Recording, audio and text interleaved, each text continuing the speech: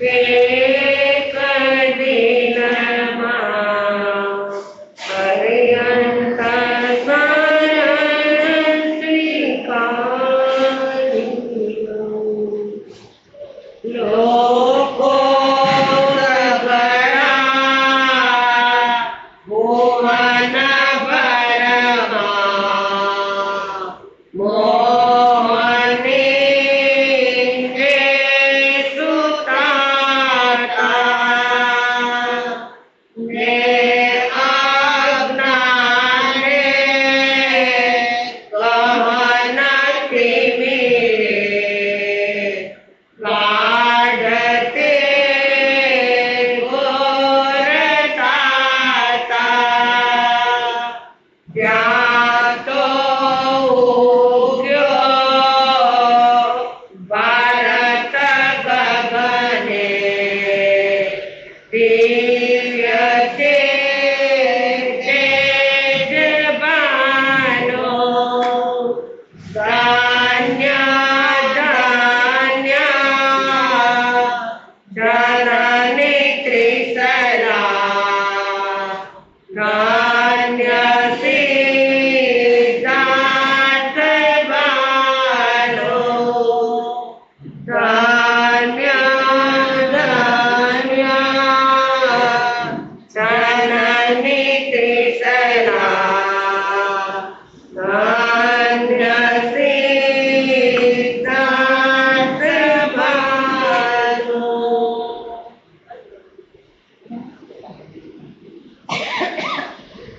આચાર્યની અનબેલ પુકારતું,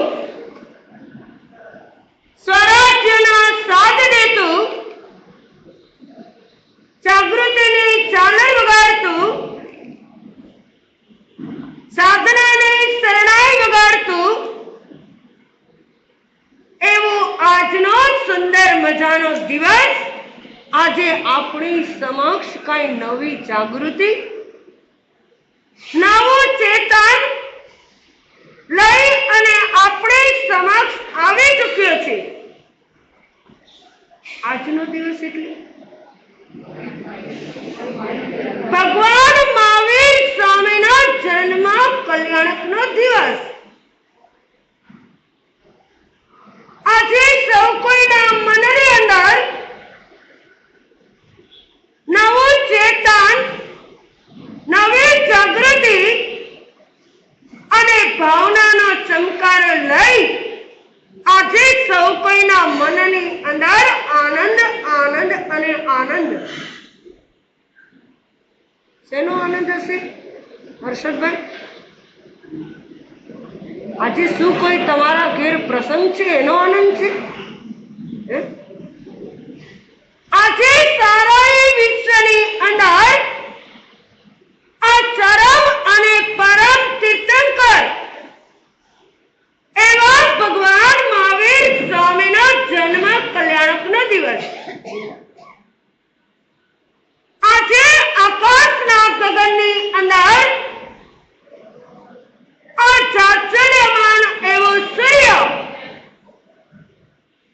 360 દિવસ ઉગે અને સાંજ પડતાની સાથે શું થઈ જાય? અસ્ત થઈ જાય અને ચારેય બાજુ અંધકાર છવાઈ જાય. પણ આ ભગવાન મહાવીરનો જન્મ દિવસ એ 360 દિવસની અંદર એક જ વાર આવે અને છતાંય એનો પ્રકાશ આ 360 દિવસ જગતના જીવોને મળતો રહે છે.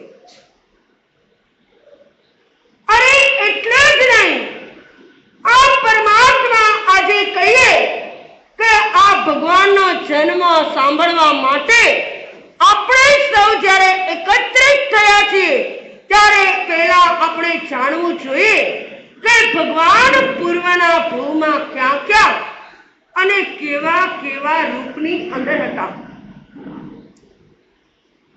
અરે આજ ભગવાનનો આત્મા એ પૂર્ણતાના પગથારે પહોંચ્યો.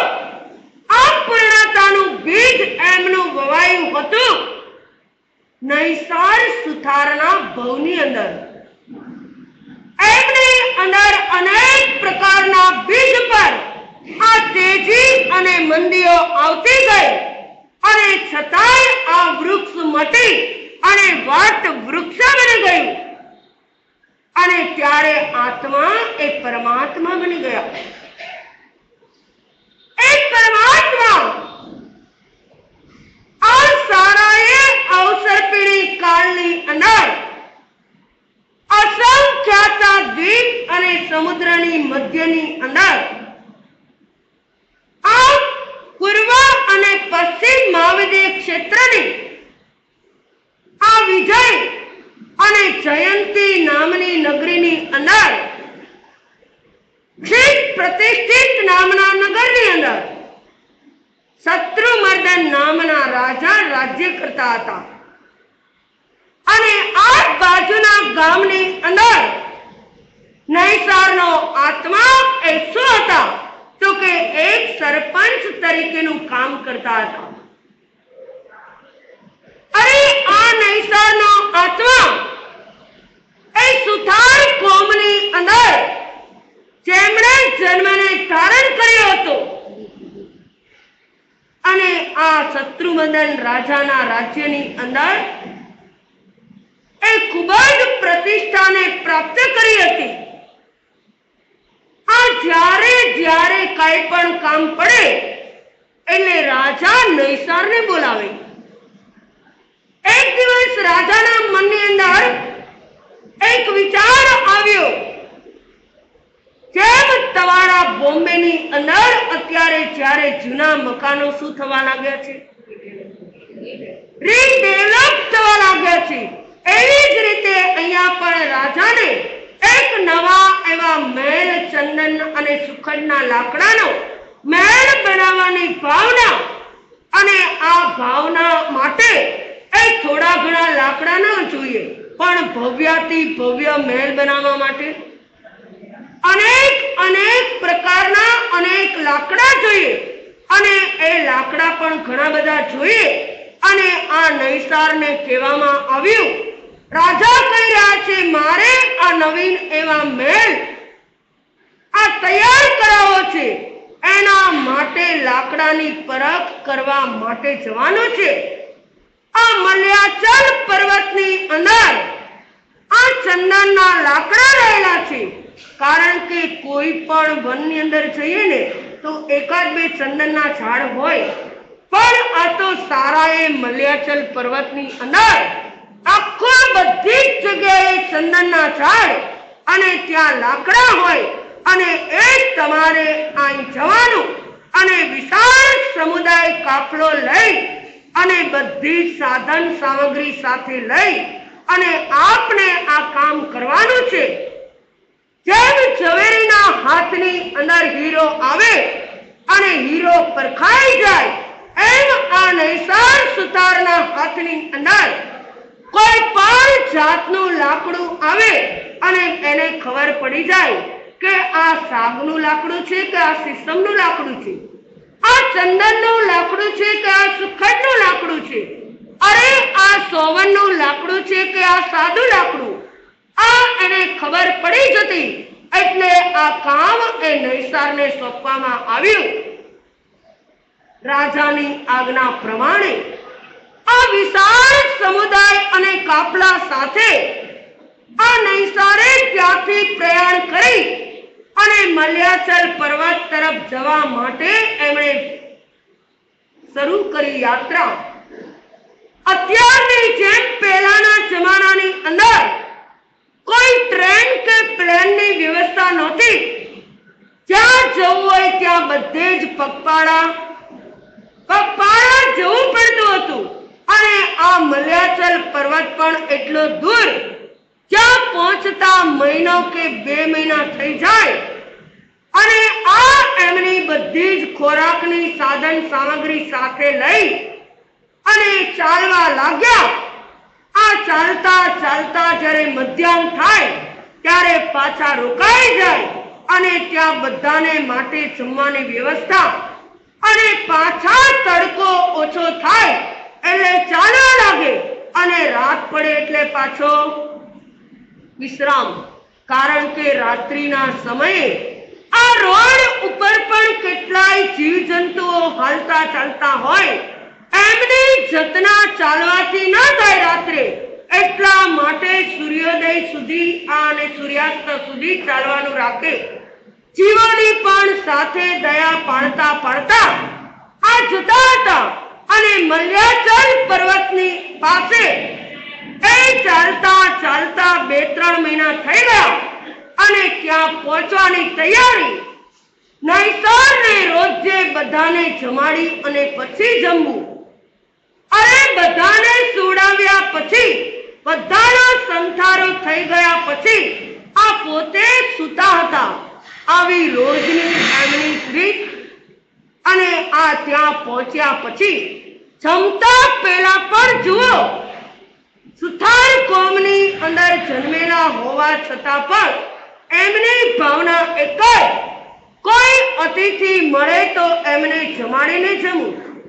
કોઈ સાધુ ભગવંતનો યોગ થાય તો એમને ઉત્કૃષ્ટ ભાવે આહાર વરાવી આ સુપાત્ર દાન આપી અને પછી જમવું.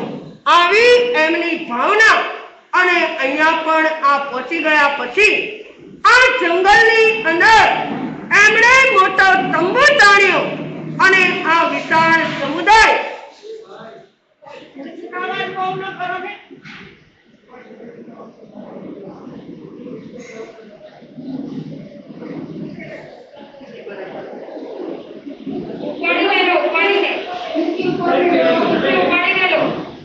મગનભાઈ, અત્યારથી બધી જ ખુરશી મૂકી દો ને, એટલે બહેનોને ઉચકવાની તકલીફ નહીં, પછી એમને ખસડવી ન પડે અને બધી જ વ્યવસ્થા થઈ જાય.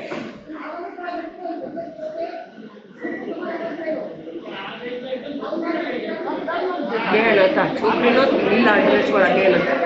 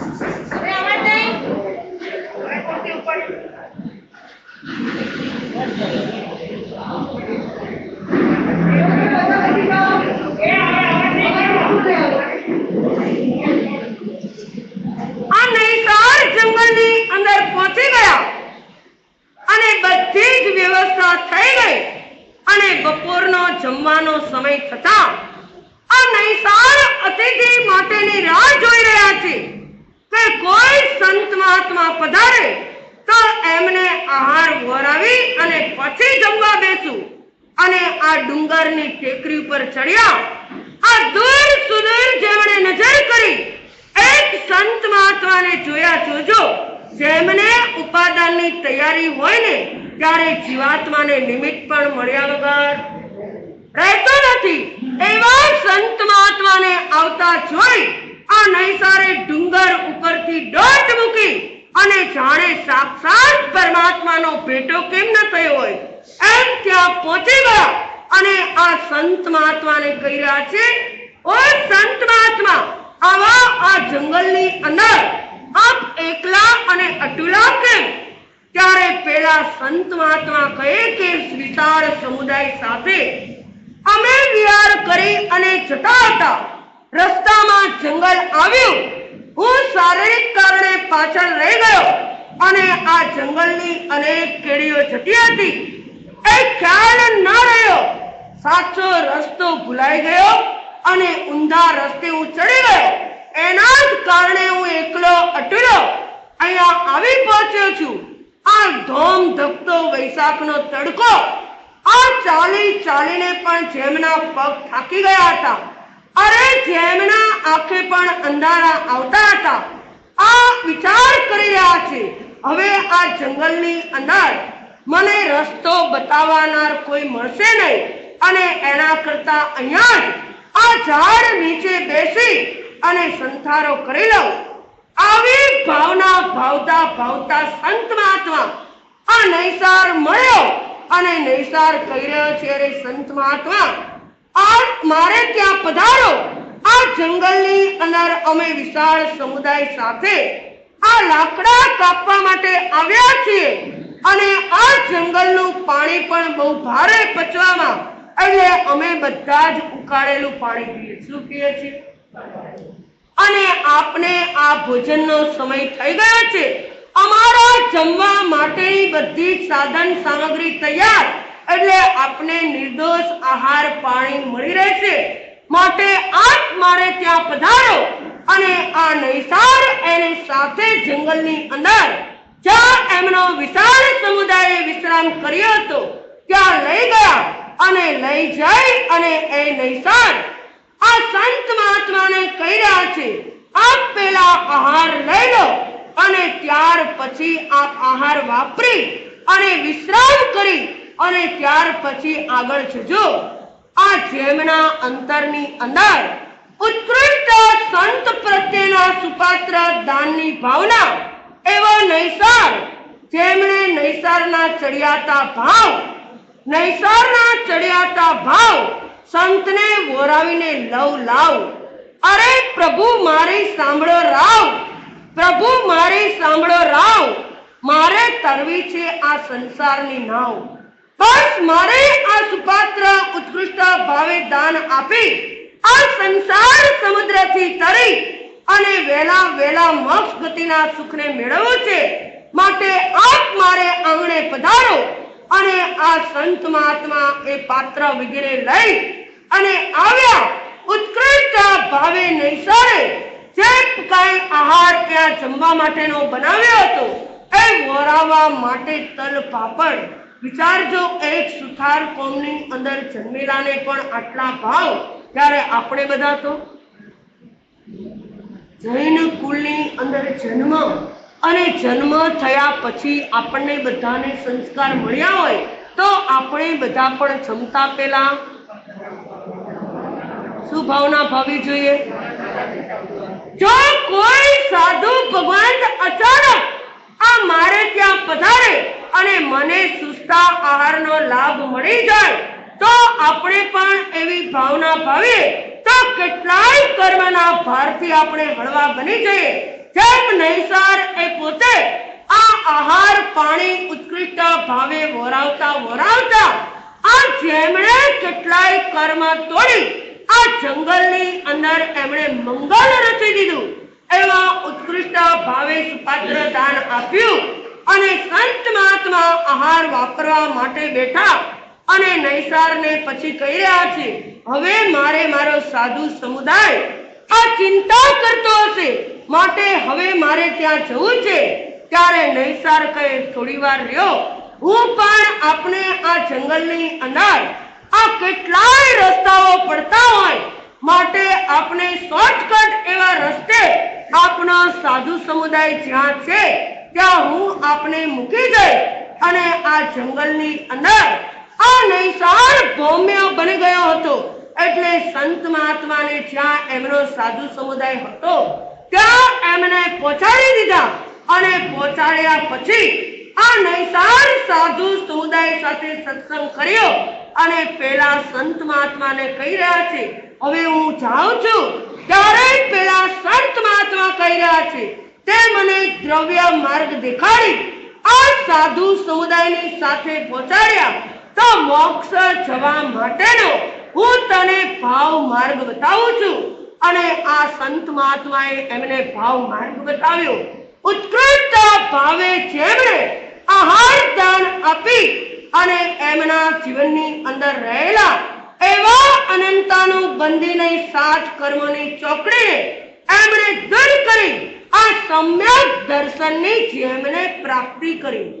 વિચારજો, જ્યારે જીવાત્માને સમ્યક દર્શનની પ્રાપ્તિ થાય ને ત્યારથી એમના ભાવની ગણતરી શરૂ થઈ જાય. શું થાય? ભાવની ગણતરી જીવાત્માની શરૂ થાય. પણ હું તમને પૂછું કે સમયની ગણતરી ક્યારથી થાય? કલાકની ગણતરી ક્યારથી થાય? દિવસોની ગણતરી ક્યારથી થાય? મહિનાની ગણતરી ક્યારથી થાય? વર્ષની ગણતરી ક્યારથી થાય? અને ભાવની ગણતરી ક્યારથી થાય? ભાવની ગણતરી તો જવાબ દઈ દીધો. ક્યારથી? સમ્યક દર્શનની પ્રાપ્તિ થાય ને ત્યારથી ભાવની ગણતરી થાય. તો વર્ષની ગણતરી ક્યારથી થાય?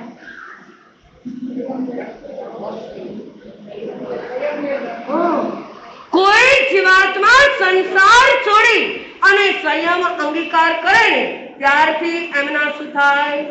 વર્ષની ગણતરી. તમે ઘણીવાર કહેતા હોય, માં સુધી કેટલા વર્ષ થયા તમને દીક્ષા લીધા? પૂછો છો ને આવું બધું?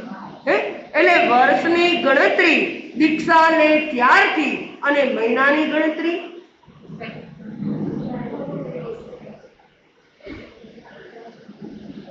મહિનાની ગણતરી જ્યારે સંથારો અંગીકાર કરે ને ત્યારથી. આ દિવસની ગણતરી જ્યારે કોઈ વ્યક્તિ ઉપવાસ કરે ત્યારથી એના દિવસની ગણતરી થાય. કલાકની ગણતરી જ્યારે સામયિક લો ને ત્યારથી કલાકની ગણતરી થાય. અને સમયની ગણતરી જ્યારે જીવાત્મા ક્ષપક શ્રેણી માંડે ને ત્યારે એના સમયની ગણતરી થાય. એમ અહીંયા પણ આ નૈસારના ભાવની ગણતરી શરૂ થઈ. અને આ પહેલો ભાવ એમનો નૈસાર સુથારનો આ જંગલની અંદર મંગલ રચાઈ ગયું. જેમણે બધું જ કામ જેટલા મહેલ બનાવવા માટે આ લાકડા જોતા હતા એ લઈ લીધા અને પાછા પોતે એ ગામ તરફ પ્રયાણ કર્યું. આ શત્રુમર્દન નામના રાજાની પાસે પહોંચી ગયા. એમને જે કામ સોંપ્યું હતું એ બધું જ કામ થઈ ગયું. અને વાત કરી રહ્યા છે નૈસાર કે આવી રીતે સરસ મજાનો અમને લાભ મળ્યો. અને આ શત્રુમર્દન રાજા પણ એટલા રાજી થઈ ગયા. અને એમને એમના નગરની અંદર આ નૈસાર એ પોતે વિશ્વાસ પાત્ર માણસ હતો. એટલે એ નિમકલાલ ન હતો. એમને પ્રધાનનું પદ આપી દીધું. આપણે પેલા ભાવની અંદર એટલું જ જોવાનું કે એકવાર જેમ નૈસારે સુપાત્ર દાનની ભાવના ભાવી અને સમ્યક દર્શનની પ્રાપ્તિ કરી તો આપણે પણ રોજ સુપાત્ર દાન આપવું. આપણે પણ અનેક વ્યક્તિના માટે આ વિશ્વાસ પાત્ર બનવું. આ પહેલો ભાવ અને ત્યાંનું આયુષ્ય પૂર્ણ કરી આ નૈસારનો આત્મા પહેલા દેવલોકની અંદર બે પર્યોપમની સાગરની સ્થિતિએ ત્યાં ઉત્પન્ન થયા. ત્યાંનું આયુષ્ય પૂર્ણ થયા પછી આ પરમાત્માનો આત્મા એ ભરત ક્ષેત્રની અંદર આ વનિતા નગરીમાં ભગવાન ઋષભદેવના પુત્ર ભરત ચક્રવર્તી અને વામા દેવીની કુક્ષીની અંદર ઉત્પન્ન થયા. આ 9.5 માસ પૂર્ણ થતા આ એમણે પુત્ર રત્નને જન્મ આપ્યો. અને જન્મ થયા પછી આ બાળકના શરીરની અંદરથી ચારે બાજુ પ્રકાશ ફેલાતો હતો. એટલા માટે એમનું નામ પાડવામાં આવ્યું મરિયંશ કુમાર. આ મરિયંશ કુમાર દિન પ્રતિદિન મોટા થતા ગયા.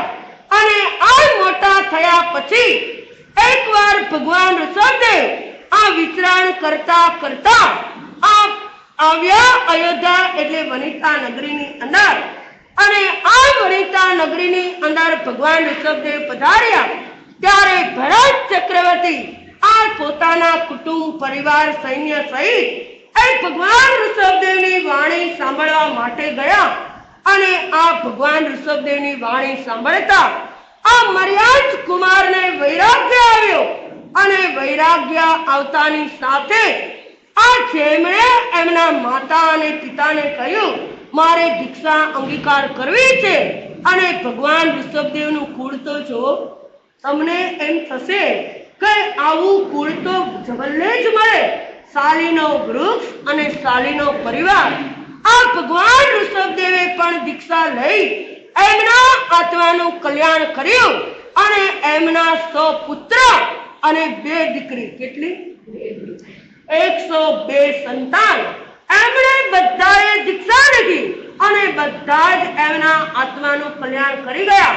એટલે જ નહીં, આ ભગવાનના પૌત્ર એવા મરિયંશ કુમારને પણ આ દીક્ષા અંગીકાર કરવાના ભાવ થયા અને ભગવાન ઋષભદેવની પાસે એમણે સંયમ અંગીકાર કરી લીધો. આ સંયમ અંગીકાર કર્યા પછી ભગવાન ઋષભદેવની સાથે વિચરણ કરવા લાગ્યા. આ વિચરણ કરતા કરતા 11 અંગોનો અભ્યાસ કરતા એક વખત ઉનાળાનો સમય એમના જીવનની અંદર પણ અનેક પ્રકારની નાની મોટી તપસ્યા કરતા હતા અને આ તપસ્યા કરતા કરતા વૈશાખ મહિનાનો સમય આવ્યો. આ ધોમ ધકતો તડકો જાણે કે આ સૂર્ય એ અગ્નિને કેમ પીગળતો હોય એવી જ રીતે અહીંયા પણ એમને એક દિવસ ગોચરી માટે નીકળ્યા અને આ ગોચરી માટે ઉગાડા પગે ગયા. એમનેથી આ તાપ સહન ન થયો ત્યારે મર્યાદ મુનિ એ વિચાર કરી રહ્યા છે આ મારાથી સંયમનો ભાર મને લાગે છે કે વહન નહીં થાય અને હવે મારે શું કરવું? દીક્ષા તો છોડી શકાય, કારણ કે મારું કુળ કયું, આ કુળને કલંક લાગે એવું કામ મારાથી ન થાય.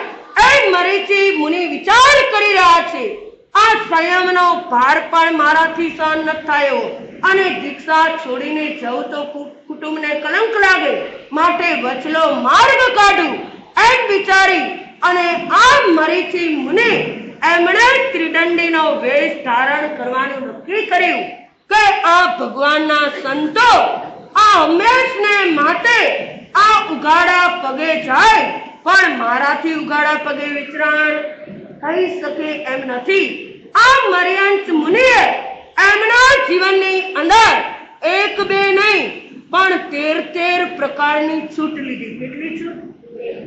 જેમ ભગવાન મહાવીરના આત્માએ આ 27મા ભવની અંદર 13 બોલનો અભિગ્રહ કર્યો એમ આ મર્યાંશ મુનિએ અહીંયા 13 બોલની છૂટ લીધી.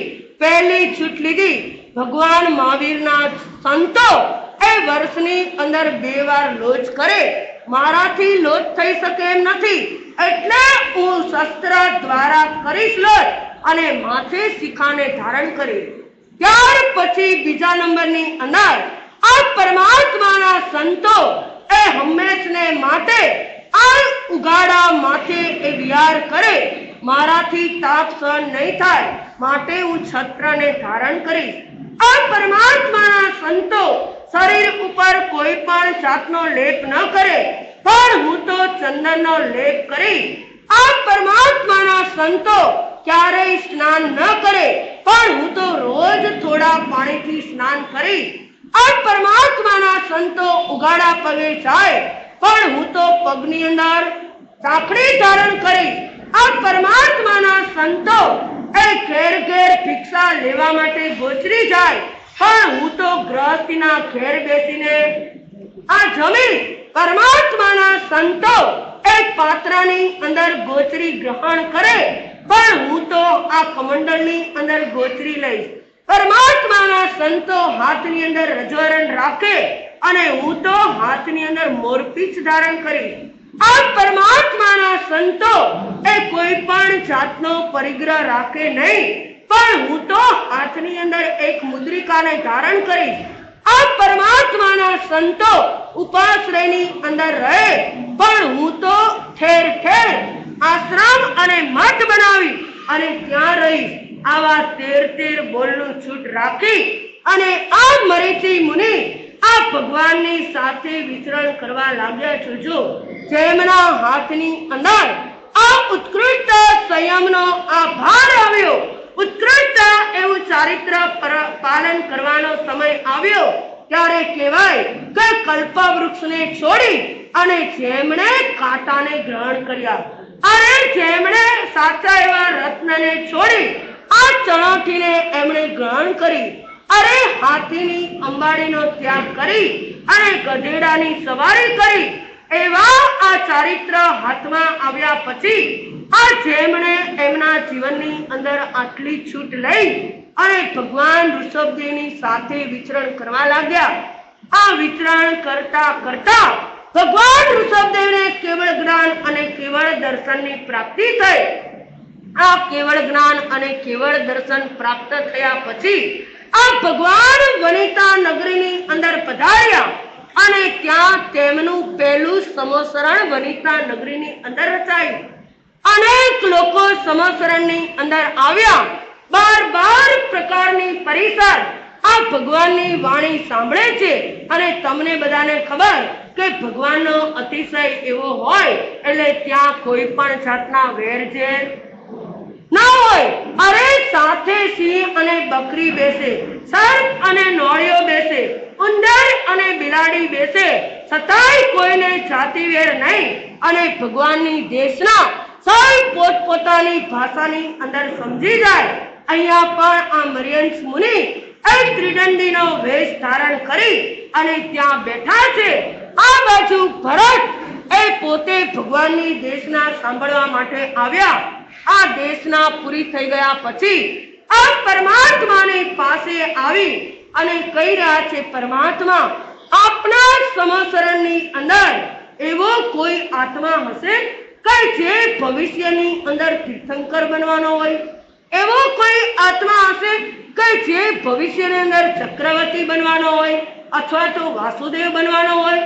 ત્યારે ભગવાન કહે, હંતા, હા, આજ સમસરણની બહાર આ જે ત્રિદંડીનો વેશ ધારણ કરી અને આપના જ પુત્ર એવા મરીચી મુનિ આજ ભવિષ્યની અંદર એ ત્રણ પ્રકારની એ પદવીને પ્રાપ્ત કરવાના છે. આજ આપના પુત્ર એ 3 પદવીના ધારક બનવાના છે. આ સાંભળતા ભરતના મનની અંદર એકદમ હર્ષોલ્લાસ થઈ ગયો, આનંદ થઈ ગયો. અરે જ્યારે કોઈ પણ પિતાને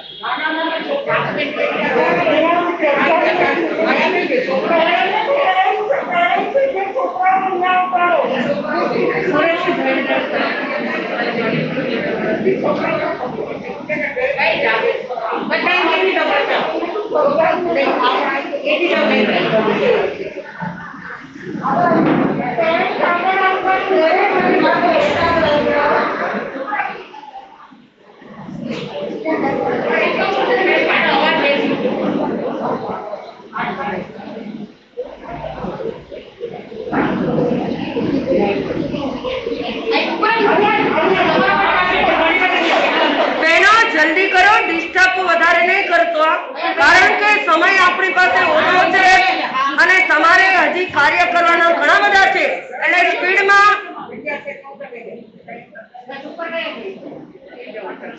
બધા ઉપર આવી જાવ ફટાફટ.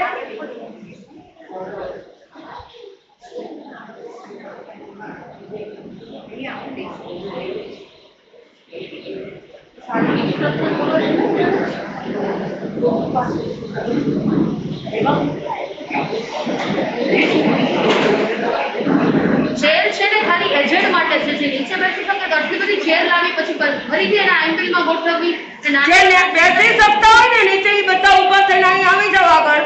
અને જે ન બેસી શકતા હોય એના માટે આ ચેર છે, એટલે જગ્યાનું દાન આપજો, આજે ખુરશીનું દાન. નાના ઘણા મને દેખાય છે અહીંથી બેઠેલા કે નીચે બેસી શકે એવા છતાંય પાછળ બેસી ગયા છે.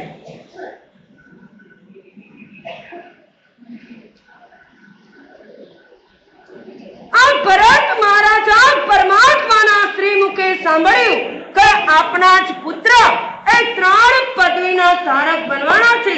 આ સાંભળી અને ભરત મહારાજાને પણ અત્યંત આનંદ, કારણ કે કયા પિતા એવા હોય કે જેનો દીકરો સવાયો થાય તો આનંદ ના થાય.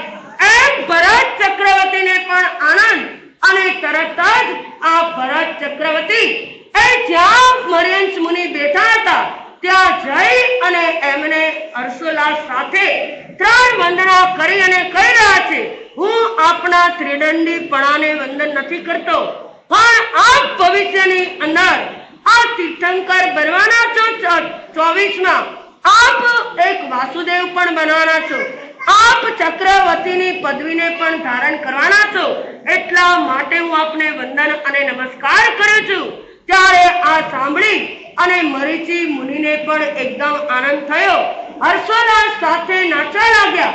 નાચતા નાચતા પગ પછાડતા બોલવા લાગ્યા, અરે મારું કુળ કેવું ઉત્તમ! જુઓ તો ખરા, મારા દાદા પ્રથમ તીર્થંકર, મારા પિતા પ્રથમ ચક્રવર્તી, અને હું પ્રથમ વાસુદેવ બનવાનો છું.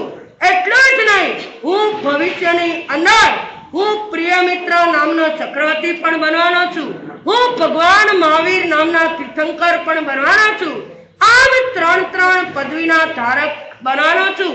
અને એમણે ત્યાં ઉત્કૃષ્ટ એવા કુળનો બંધ કરી અને નીચ ગોત્ર કર્મનો બંધ કર્યો અને પાછા ભગવાન સાથે વિચરણ કરતા કરતા આ જ નગરીની અંદર વિચરવાણ કરવા લાગ્યા. આ બાજુ ભગવાન ઋષભદેવ કેવળ જ્ઞાન અને કેવળ દર્શન, એમને નિર્વાણ પદની પ્રાપ્તિ થઈ. એમનો વારો આવ્યો ભગવાન ઋષભદેવના શિષ્યો સાથે વિચરણ કરવાનો. અને એક દિવસ એમના શરીરની અંદર બીમારી આવી, અને એ જ્યારે જે કોઈ વ્યક્તિ એમની પાસે આવે ત્યારે કહે, આ મારો ધર્મ ખોટો, ભગવાન ઋષભદેવનો ધર્મ સાચો છે, માટે તમે બધા ત્યાં જાઓ અને ભગવાન ઋષભદેવના પાસે તમે દીક્ષા લો. આમ અનેક લોકોને એમની પાસે મોકલ્યા. પણ જ્યારે એમના શરીરની અંદર બીમારી આવી ત્યારે એમણે કોઈ સેવા ન કર્યું, અને ક્યારેય કોઈ સાધુ સંતો એ ગ્રહસ્થીની સેવા, વ્રત જેને ધારણ કર્યા હોય એ ક્યારેય અવ્રતીની સેવા ન કરે, એટલે કોઈ સેવા કરી નહીં. ત્યારે એમને થયું, ઓહો, આ સંતોને જરાય શરમ આંખની અંદર છે. આટલાને બુજી મેં સંયમ અપાવ્યો, અને આજે મારી બીમારી છે તો કોઈ એક સેવા કરવા માટે પણ નથી આવતું. અને એમના આંખ સામે એમણે બીમારી દેખાણી અને વિચાર આવ્યો, હવે જે કોઈ વ્યક્તિ આવે ને એને હું મારો શિષ્ય બનાવું. એવામાં એક કપિલ કરીને આવ્યા, અને એને પણ પેલા એમ જ કહે છે, ભગવાન ઋષભદેવનો ધર્મ સાચો. ત્યારે પેલો કપિલ દલીલ કરે, અરે તમે જ્યારે હોય ત્યારે એમ જ વાત કરો, શું તમારી પાસે ધર્મ નથી? આ અંશ માત્ર પણ તમારો ધર્મ સાચો નથી. ત્યારે એમની બીમારી દેખાણી, અને આ મરીચી મુનિ બોલી ગયા, ઇઠ્ઠમ્પી ધમમ એયમ્પી ધમમ, અહીંયા પણ ધર્મ છે ને ત્યાં પણ ધર્મ છે. આટલું વાક્ય બોલતા ઉચ્ચ સૂત્રની જેમણે પરૂપણા કરી અને અંત સમય સુધી એમણે એનું પ્રાયશ્ચિત ન કર્યું અને ત્યાંનું આયુષ્ય પૂર્ણ કરી આ મર્યંશ મુનિનો જીવ એ ત્યાંથી કાળ કરી અને દેવલોકની અંદર ગયા. આ એમના ત્રિદંડીપણાના કારણે એક દેવનો ભવ, એક બ્રાહ્મણનો ભવ, એક દેવનો ભવ, એક બ્રાહ્મણનો ભવ, આમ કરતા કરતા 15 ભવ પૂરા થયા. અને આ જ 16મા ભવની અંદર આ ભગવાન મહાવીરનો આત્મા રાજગૃહી નગરીની અંદર આ વિશ્વ નંદીને ત્યાં પ્રિયંગુ રાણીની કુક્ષીએ વિશ્વભૂતિ તરીકે ઉત્પન્ન થયો. અને આ વિશ્વભૂતિ જ્યારે યૌવન અવસ્થાની અંદર પ્રવેશ કર્યો, અનેક કન્યાઓ સાથે જેમનું પાણી ગ્રહણ કરાવવામાં આવ્યું, અને પુષ્પા કરંડક નામના ઉદ્યાનની અંદર એ પોતે અનેક રાણીઓ સાથે આ સંસાર સુખને ભોગવી રહ્યા હતા. એવામાં એમના પિતરાઈ ભાઈ એવા વિશાખા નંદી જ્યાં પ્રવેશ કરવા જાય ત્યારે પેલા દ્વારપાળકે એક રાજકુમાર જ્યારે અંદર હોય ત્યારે બીજા રાજકુમારને અંદર એન્ટ્રી નથી. એ વિશાખા નંદી બહાર ઉભા છે, એવામાં એમની દાસી એવી એ ફૂલ ચૂંટવા માટે બગીચાની અંદર આવી. એણે જોયું કે આ વિશાખા નંદી બહાર ઉભા છે, આ કેમ ચાલે? એને જઈ અને એની માતાને એને કાન ભૂંબેરણી કરી અંદર વિશ્વભૂતિ આનંદ પ્રમોદ કરતા હોય અને આપણા પુત્ર બહાર હાથ લાવતા ઉભા હોય, એવું કેમ ચાલે? તમે કંઈક કરો અને એમને બહાર કાઢો. આ બાજુ માતાએ જઈ અને રાજાને કીધું, તમે રણભેરી વગડાવો અને આ મારો પુત્ર અનેક કન્યાઓ સાથે આ સંસાર સુખને ભોગવે. અને ત્યાં રાજાએ રાણીના કહેવાથી આ રણભેરી વગાડી અને તરત જ વિશ્વભૂતિ બહાર આવી ગયા. કારણ કે કોઈ પણ કુમાર હોય જ્યારે રણભેરી સાંભળે ત્યારે યુદ્ધ કરવા માટે તૈયાર હોય. બહાર આવી રાજાને કહી રહ્યા છે, મારે ક્યાં યુદ્ધ કરવા જવાનું છે? ત્યારે કહે, પુરુષની સાથે તારે યુદ્ધ કરવાનું. તરત જ સૈન્ય લઈ અને ગયા. પણ આ પુરુષસિંહને તો કઈ ખબર નહોતી. આ પાછા ફર્યા, આ પુષ્પકરંડક ઉદ્યાનની અંદર પ્રવેશ કરવા ગયા અને પેલા દ્વારપાળે કહ્યું, અંદર વિશાખા નંદી છે. આ વિશ્વભૂતિને ખ્યાલ આવી ગયો, આ મને બહાર કાઢવા માટે આ માયાપૂર્વકનું આ કાવતરું કર્યું છે. એટલે એને એકદમ ગુસ્સો આવ્યો અને દ્વારપાળને કહે છે, જો મારી શક્તિ એક મુઠ્ઠી એને કોઠાના ઝાડ ઉપર મારી અને બધા જ કોઠાના ફળને જમીનદોસ્ત કર્યા, હું ધારું ને તો અત્યારે વિશાખા નંદી અને બધાને આ કામ કરી શકું. પણ મારે આવું કામ કરવું નથી. ત્યાં જ તેને વૈરાગ્ય આવ્યો. ત્યાંથી નીકળી અને સંભૂતિ મુનિ પાસે જઈ અને સંયમ અંગીકાર કર્યો. આ સંયમ લઈ અને માસ્કમણના પારણે માસ્કમણ કરવા લાગ્યા. અને આ માસ્કમણ કરતા કરતા એમના મનની અંદર પણ વિચાર આવ્યો કે મારે આ ભવની અંદર એવી તપસ્યાને આરાધના કરવી છે. અને આ માસ્કમણના પારણે કરતા કરતા એક વખત એ મથુરા નગરીની અંદર પહોંચ્યા અને ત્યાં એમને એક વિયાયેલી ગાય એમણે ગોથું માર્યું અને જમીન ઉપર પડી ગયા. એ જ સમયે ત્યાં વિશાખા નંદી પણ કન્યાને પરણવા માટે આવ્યા હતા. આ ઝરૂખાની અંદર ઊભા ઊભા જોતા એમણે આ મુનિને જોયા અને ઓળખી ગયા, આ તો વિશ્વભૂતિ જ છે. અને એમણે હાસ્ય સહિત કીધું, અરે એક મુઠ્ઠીને અંદર આ કોઠાના ઝાડને ઉખાડનાર આ તમારું બળ ક્યાં ગયું? ત્યારે પેલા મુનિ કહી રહ્યા છે, જોવું છે મારું બળ? હજી મારું બળ આવું જ છે. અને બે હાથથી આ ગાયના શિંગડાને પકડી આકાશની અંદર ગોળ ગોળ ફેરી અને ઉછાળી અને ગાયને ઝીલી લીધી. આ મારા તપ અને સંયમનું ફળ છે.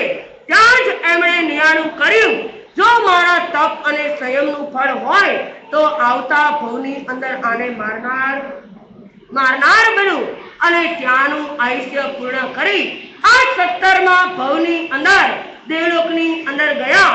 18મા ભવની અંદર આજ પોતે એ ત્રિપુષ્ટા વાસુદેવ તરીકે એમનો આત્મા પોતાનપુર નગરીની અંદર પ્રજાપતિ રાજા અને મૃગાવતી રાણીને કુક્ષે ઉત્પન્ન થયો. અને જેમને આ 7 સ્વપ્ન આવ્યા, કારણ કે કોઈ પણ વાસુદેવની માતા હોય તો એ 7 સ્વપ્ન જોવે. ચક્રવર્તી કે તીર્થંકરની માતા હોય તો કેટલા સ્વપ્ન? 14 સ્વપ્ન જોવે. પણ એ 14 સ્વપ્નની અંદર ચક્રવર્તીની માતા ઝાંખા જોવે. અરે બળદેવની માતા હોય તે કેટલા સ્વપ્ન જોવે? 4 સ્વપ્ન જોવે. અને માંડલિકની માતા હોય તો 1 સ્વપ્ન જોવે. અહીંયા પણ આ સમયકાળ પૂરો થતા એ ત્રિપુષ્ટા વાસુદેવ જન્મ થયો અને જેમની વાસાની અંદર 3 પાસળી હોવાથી એમનું નામ ત્રિપુષ્ટા વાસુદેવ પાડ્યું. અને આ ત્રિપુષ્ટા વાસુદેવ પણ એક વખત મોટા થતા થતા અનેક રાજકન્યાઓ સાથે પાણીગ્રહણ અને એકવાર એમને રાજ્યની અંદર આ સંગીતનો જલસો રાખ્યો અને સંગીતની સુરાવલી ચાલતી હતી, એમના સેવકોને આજ્ઞા કરી કે આ સુંદર મજાનું સંગીત ચાલે છે, પણ મારી આંખ જ્યારે ઘેરાવા લાગે ત્યારે આપ સંગીતનો જલસો બંધ કરી દેજો. અને આ બાજુ એ સંગીત ચાલતું હતું. આ કર્ણ પ્રિય અને મધુર એવું સંગીત આ સાંભળતા સાંભળતા આ ત્રિપુષ્ટ વાસુદેવ તો સૂઈ ગયા, પણ એમના સેવકને આ કાનમાં અંદર અવાજ મધુર લાગ્યો એટલે એમને એમ સંગીત ચાલુ રખાવ્યું. અને પરોઢ થતા આ પાછા ત્રિપુષ્ટ વાસુદેવ એકદમ જાગી ગયા અને જોયું આ સંગીત ચાલુ હતું. એકદમ ગુસ્સો આવ્યો. ત્રાડકીને બોલ્યા, આ તને કીધું હતું, આજ્ઞા હતી, મારી આંખ જ્યારે ઘેરાય આ હું સૂઈ જાઉં ત્યારે સંગીતનો જલસો બંધ કરાવજો, અને આ કામ કેમ ન કર્યું? ત્યારે કહે, મહારાજા સાચી વાત છે, પણ આ સંગીત અમને પ્રિય લાગતું હતું, તને સંગીત પ્રિય લાગ્યું અને મારી આજ્ઞા તને બરાબર ન લાગી. હવે જોઈ લે, મારી આજ્ઞાનું પાલન નથી કર્યું એની સજા શું થાય. અને આ ત્રિપુષ્ટ વાસુદેવે એમના સેવકોને આજ્ઞા કરી કે તમે જાઓ અને અત્યારે ધગધગતું શીશુ લાવી અને આ સૈયા પાલકના કાનની અંદર રેડાવી દો. અને આ જઈ અને સેવકે તો ચિઠ્ઠીના ચાકર તરત જ આજ્ઞા પ્રમાણે આ ધગધગતું શીશુ લાવી અને એમના કાનની અંદર રેડ્યું. આ શીશુ રેડાતું જાય અને આ શીશો પડતા જાય અને ત્રિપુષ્ટ વાસુદેવ આનંદ વિભોર બનતા જાય. જુઓ, વિચારજો કેટલા જીવાત્મા કર્મો ભારે બાંધી રહ્યા છે, અને આ કર્મના ફળ પણ જીવાત્માને અવશ્યમેવ ભોગવવા જ પડે છે. અને આ ત્રિપુષ્ટ વાસુદેવ ત્યાંનું આયુષ્ય પૂર્ણ કરી અને આ વાસુદેવ હંમેશા નિયાણકડા હોય એટલે મરીને હંમેશા ક્યાં જાય? નરકની અંદર. 19મો ભવ એમનો 7મી નરકનો. આ વિશ્વ ભવની અંદર નરકનો નીકળેલો ત્રિયંશ થાય એટલે સિંહ તરીકે ઉત્પન્ન થયા અને પાછા 21મા ભવની અંદર આ ચોથી નરકની અંદર આવ્યા અને ત્યાંનું આયુષ્ય પૂર્ણ કરી અને 22મા ભવની અંદર આ એમનો આત્મા મહાવિદ્ય ક્ષેત્રની મુક્કા નગરીની અંદર ધનંજય રાજા અને ધારિણીની કુક્ષીએ પ્રિય મિત્ર નામના ચક્રવર્તી તરીકે ઉત્પન્ન થયા. આ ચક્રવર્તીની માતાએ 14 સ્વપ્ન જોયા અને 14 રત્ન 9 નિધાન વગેરે એમની પાસે હતું. અને જ્યારે એમના પિતા કોઈ સાધુ ભગવાન પધાર્યા, એમની વાણી સાંભળી એમને વૈરાગ્ય આવ્યો. એમણે આ ચક્રવર્તી પદ તરીકે એમને બેસાડી એમણે સંયમ અંગીકાર કરી લીધો અને આ પ્રિય મિત્ર નામના ચક્રવર્તી એમના રાજ્યની અંદર અમારી પડા વગડાવ્યો અને એમણે એમના સારાએ નગરની અંદર દરેક જગ્યાએ કતલખાના હિંસા બંધ કરાવી અને સરસ મજાનું ત્યાંનું આયુષ્ય પૂર્ણ કરી અને 23મા ભવની અંદર વિમાન રાજા તરીકે ઉત્પન્ન થયા. 24મા ભવની અંદર દેવલોકની અંદર ગયા. આ 25મા ભવની અંદર સત્તા નગરીની અંદર ચિત્તશત્રુ રાજા અને આ ભદ્રા રાણીની કુક્ષીએ 84 લાખ પૂર્વનું આયુષ્ય લઈ અને નંદન નામના કુંવર તરીકે ઉત્પન્ન થયા. આ એમનો આત્મા પણ ઉચ્ચ કોટીનો હતો. એમના પિતાએ એમને રાજગાદી ઉપર બેસાડી અને કોટિલાચાર્ય પાસે સંયમ લઈ લીધો અને આ જ્યારે ભર યુવાનીની અંદર હતા એમણે પણ આગલા ભવની અંદર 9 લાખ માસકમણ કર્યા હતા. આ ભવની અંદર પણ એમણે અનેક પ્રકારના દાન વગેરે કરી એમણે એક વખત જંગલની અંદર એક શકારીને જોયા અને ઝાડની અંદર ફસાયેલા હરણને જોયું અને આ હરણને જોઈ એમને વૈરાગ્ય આવ્યો. હરણને ઝાડમાંથી છોડાવ્યું, અમારી પડા વગડાવી પાછા એમના જ પુત્રને રાજગાદી ઉપર બેસાડી અને પોતે પણ શું કર્યું? સંયમ અંગીકાર કરી લીધો. આ સંયમ અંગીકાર કર્યા પછી માસખમણના પાણે માસખમણ કરવા લાગ્યા. આ નંદન મુનિના આત્માએ એમના આ 1 લાખ પૂર્વના સંયમની અંદર એમણે ઉગ્ર તપસ્યાઓ કરી 11,80,645 માસખમણ કર્યા.